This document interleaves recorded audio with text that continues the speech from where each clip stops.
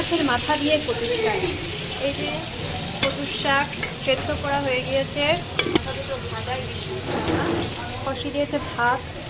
Simple ওয়েতে মা কীভাবে কচুর শাক করে ইলিশ মাছের মাথা দিয়ে, সেটা তোমাদের সাথে শেয়ার করি আজকে। তো এখানে দিয়ে দিয়েছে তেলের মধ্যে কালো জিরে ফোড়ন আর পেঁয়াজ, শুকনো পেঁয়াজ, সেদ্ধ করা রসুন,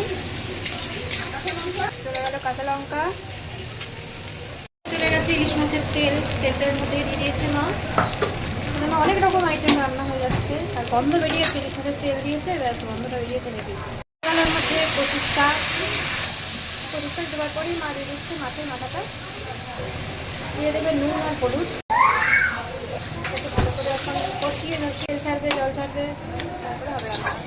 মাছের মাথা দিয়ে কচুর শাক একদম রেডি। এটা গরম ভাতের সাথে যা লাগে না, দুর্দান্ত লাগে। তোমরা থাকলে চ্যানেলটাকে সাবস্ক্রাইব করে দিও, লাইক করে দিও, কমেন্ট করো। টাটা।